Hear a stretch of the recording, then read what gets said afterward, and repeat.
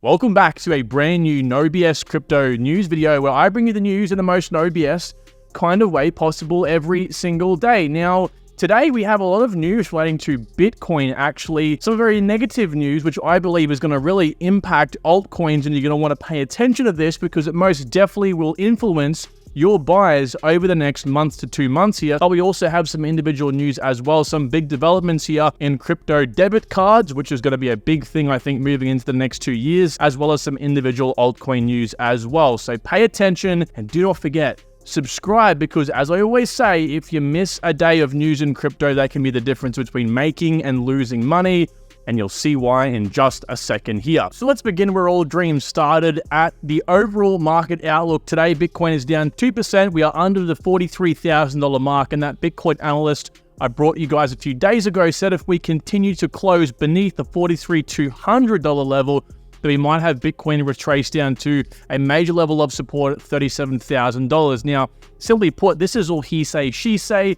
You know, trading and crypto investing in general is always if then that statements. Things happen over the course of time that can invalidate previous information. So take it with a grain of salt. So I am still eyeing off a potential retracement. We'll touch more on the reasons why in a moment here.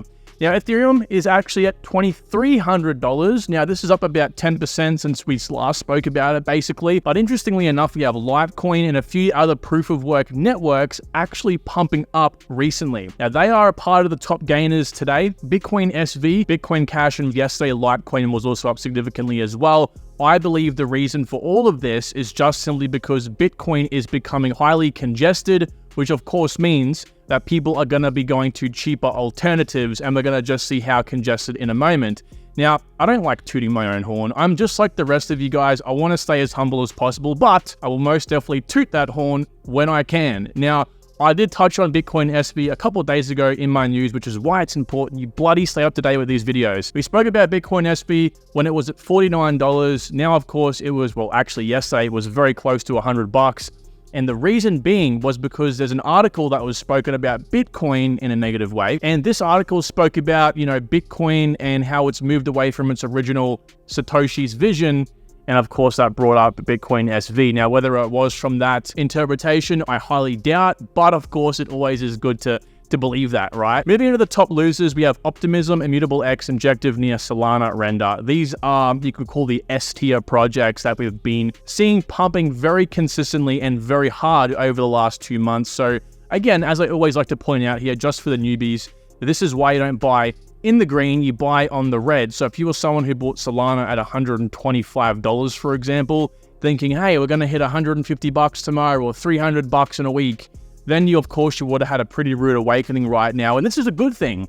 You're better off having this rude awakening happen to you now than having it happen in the bull run. And of course, you don't want to make this mistake when you buy Solana at, say, $300 and it goes down to $250, right? Or $200. So learn your lessons now. So with that being said, here is why I think that we have to be careful of our altcoins coming up here soon. And yes, I will most definitely continue to push this narrative because I don't want to see people lose. I gain nothing from saying the market's going to dump and you can buy altcoins cheaper. All I gain from that is simply you buying more altcoins.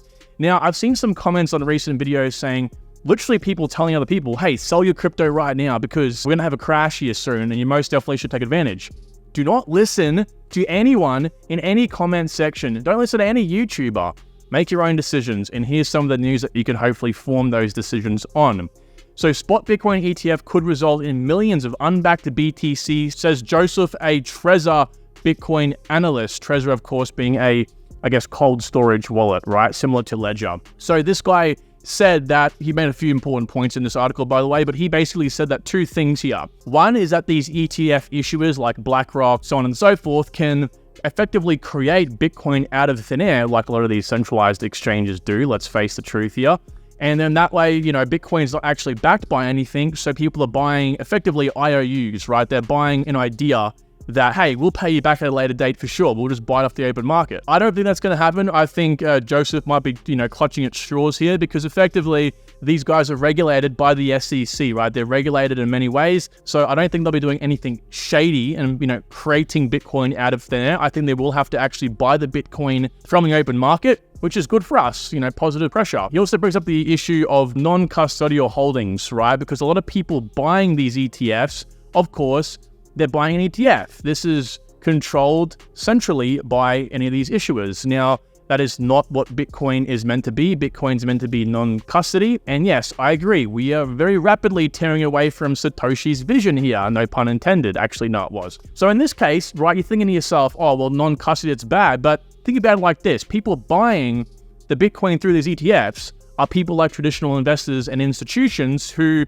want that barrier to entry to be eliminated. And that's why they're going with these ETFs. So I think for the most part, in my personal opinion, this is particularly a hit piece. And why it's important to understand this is because we are finding a lot of these coming out recently. This one, the one I touched on a couple of days ago with BitMEX co-founder over here, Arthur, saying, hey, when these ETFs spawn up, what's going to happen over time is that people are going to use the ETFs more, therefore moving the transactions away from the Bitcoin network. And that means no fees for the miners. No fees for the miners means the Bitcoin network is going to be less secure and so on and so forth because they're going to close off. But all these arguments are invalid because there's always economic reasons as to why it will continue. But I think generally speaking here, they do hold a point. It's just not as strong. And why I'm saying this is because these articles are coming out just in time to build to the news event, which could dump, and I think this is what might happen here, dump the actual day of the news.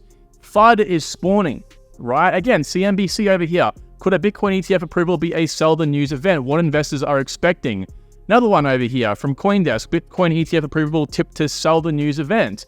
These are all coming out at a very, look at this, numbers even, $32,000. All this stuff is coming out. And you might be thinking to yourself, Kyron, well, hey, this is all priming us for a negative narrative. In reality, maybe it's going to be positive instead. Maybe you're right. Maybe we were going to have a sell the news, but now everyone's talking about sell the news, so now it's going to be pump the news. Guys, holy Jesus, we could be on this all day, every day, trying to call each other's bluffs. Just stick to a plan, stick to a damn plan, and don't try to, if you really are that worried about it, don't try to actually take advantage of the event. That's why I'm like 20% in cash right now to take advantage of this, whether it happens or not. But whether the news is actually sold on the day or not, I do believe over the few months that, happen after January the 10th, I think we will actually have at least some points that I can get into some altcoins cheaper. So please, don't try to call a bluff that isn't even a bluff just yet. I do think that these are coming out, these particular articles, based on potential FUD here. It's very valid FUD. Like, I think they actually bring up some good points, but for the most part, I think a lot of it is just embellished information. It's overzealous, right? It's just another word I can probably use here is overhyped, okay? So next up, let's talk about something else relating to Bitcoin, which is very important as well. As I mentioned earlier on, the Bitcoin network is congested, hence why people are moving to alternatives like Bitcoin Cash, Litecoin, maybe even Bitcoin SV as well. So Bitcoin fees jumped 35x in 2023. So this is some data here from Into the Block, right? The blue line represents Bitcoin's daily average fees, and this pink line is Ethereum's. Now, of course, Ethereum is a smart contract platform, right? We're not just trading, we're not just doing transactions like, hey, I'm paying Alice or Alice is paying Bob. We're doing computations here. We're doing things like interacting with DeFi and stuff. So the fact that Bitcoin has eclipsed now the Ethereum fees is insane. And this is all thanks to your stupid Bitcoin inscriptions. I'm going to say it right now. These ordinals and stuff like that. This has just completely destroyed the Bitcoin network, in my opinion. Hence why some Bitcoin core developers are looking to remove them. And I think it's a good thing, particularly when you think about the fact that we are 15 months out from, again, the real true bull run. We are not even 1/5 of the demand that we're going to have here soon. And Bitcoin, I'll tell you right now, is going to suffer. Currently, there is 350,000 unconfirmed transactions in the mempool. The mempool, if you were to do a transaction on any network, is where your transaction is added into a whole bunch of transactions. When the next block comes around, those top transactions are added into the next block, which of course means that they're processed. Now, you can pay more to be on top of that mempool to have your transaction processed faster. But the issue is, particularly if these ETFs happen and there's a lot of demand for them and they buy the Bitcoin off the open market, is that, well, as you can imagine, more transactions, And of course, as ordinals and inscription-based projects for Bitcoin get bigger, it's going to cause more congestion, more demand. This mempool is going to probably swell to 1 million unconfirmed transactions. And that means that everyone's going to be paying more to get on top of the queue. If I pay $2 to get on top, you pay 4, someone else pays 6, they pay 8. That's how it gets out of control. So for the love of Jesus, please just consider this information with a grain of salt, but just think about the outcome that might come in the next few years. All right, just be well prepared. There might be a very big rift yet to still be unfolded. Again, we're 15 months out of the actual crux of the bull run, people. Wake up, wake up. This ain't good news, okay? So with all that contrarian news out of the way, let's talk about some good news.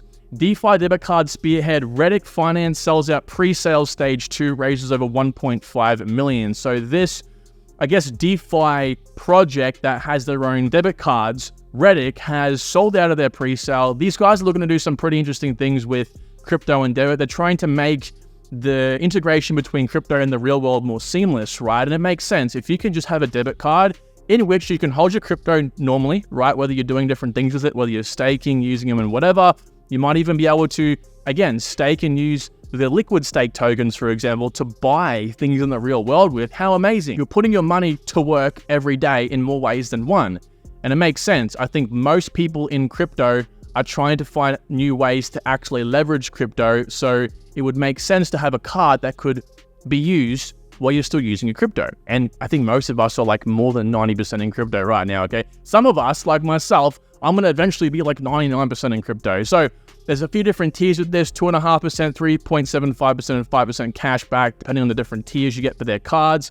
But unlike, again, traditional debit cards, Redic's offering prioritized anonymity, eliminating the need for know your customer procedures. So no KYC, which is fantastic, true crypto in of itself. So next up is Ethereum's 9% jump, the start of it finally waking up for the bull run. Well, I don't really know. This article goes over a few very notable crypto analysts, and they kind of talk about, hey, the recent jump in Ethereum's price, by the way, it wasn't much. It was about 9%, as they said, from about $2,200 all the way up to $2,400, the start of something big. Well, whether it is or whether it isn't, I couldn't tell you for sure, but I want to say, look, if you're someone reading an article like this, if you're someone going, hey, look, everyone's talking about Ethereum right now, should I get into Ethereum because, hey, the revenge of ETH, it's going to go up, 100%, 300%, they throw these numbers around, right? Well, I just want to remind you, guys, Ethereum isn't really poised to make the multiples most of us are really chasing. I think the general idea is at least most of us are chasing between a 10 to 20x, some of us 20 to 30x. And again, use my price prediction sheet. If you're not familiar with the channel or myself, I've got this price prediction sheet that goes over a whole bunch of these different levels. Ethereum is only really looking like it's going to be at $16,200, which is only a 7x from the price of $2,300, which is basically where we are right now. So use the price prediction sheet. I didn't put any of my own input in this. This is all data, all right? This is completely all data based on market dominance. So it could go more, it could go less, but I think $16,000 to me sounds like a very realistic level for Ethereum. Again, more or less, not too sure, but you're not looking for this 10x, 20x sort of multiples here. So stay convicted in your projects. Don't get caught buying the different pumps because you will 100% guarantee you right now end up with likely less money than you did when you started. Now, our last bit of news today comes from IOTA, and this is very bullish, not just for IOTA, but for the general crypto community as well, because it actually unleashes IOTA upon it, okay? So basically, IOTA has this new sort of side chain they call Shimmer, which again is just a simply side chain. It actually has its own mainnet, but its purpose is kind of like what Kusama is for Polkadot. It's just simply a testbed environment for projects to launch on, get accustomed to, working correctly, and then port it over to IOTA, which is like the clean final product. I think every cryptocurrency should have this to eliminate issues, but Shimmer has their own product called the Shimmer EVM, which is like a bridge to other EVM networks where developers can come on. They might have contracts with Ethereum. They can come and build those on the Shimmer EVM. And what this allows for is the utilization of IOTA, and you could kind of say Shimmer in this case. It's very fast transactions. IOTA and Shimmer are based on a DAG or directed acyclic graph, which is similar to a blockchain, but much faster, allowing us to do things that we typically couldn't do on a blockchain. And in this case, IOTA is really used for very fast transactions, okay? Particularly things in the IoT space, supply chain, so on and so forth, okay?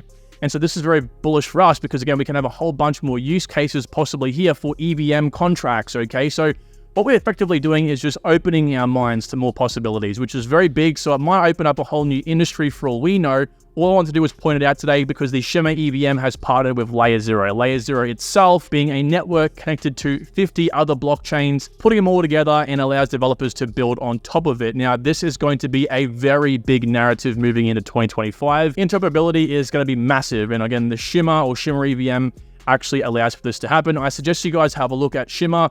Very community run. Matter of fact, basically like 80% of the supply was given to all the IOTA stakers, so it basically is community run. I think the team got absolutely nothing in this case.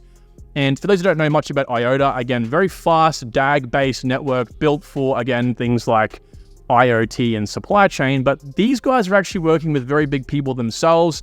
People like the EU, right? They're building their own blockchain network and looking to incorporate that blockchain into all of the EU's infrastructure, and they're partnering or at least working with IOTA to figure out how they can implement IOTA's technology into this blockchain system. So big stuff, you're going to want to learn about it. Now, I get it. Some of you are probably thinking to yourselves, Kyron, IOTA back over here in 2018 was like at what, $4 or $5, and then it created lower highs over here in 2021 and probably going to do even worse now. Plus, it's an old project. You don't even understand how sick and tired I am of hearing people say it's an old project. Again, like IOTA in this case, it formed lower highs, it's going to do bad. They do not consider the fact that there is fundamental research that goes behind projects that make it more of an appealing investment. If it's an appealing investment, it's going to go up. It's just as simple as that. So with that said, everyone, thank you for watching. And I really appreciate, by the way, your interest, if you made it this far in the video, in bettering yourself, right? Listening to daily news and trying to understand what the market's doing. Again, you know, from my perspective, I try to keep these videos as objective as possible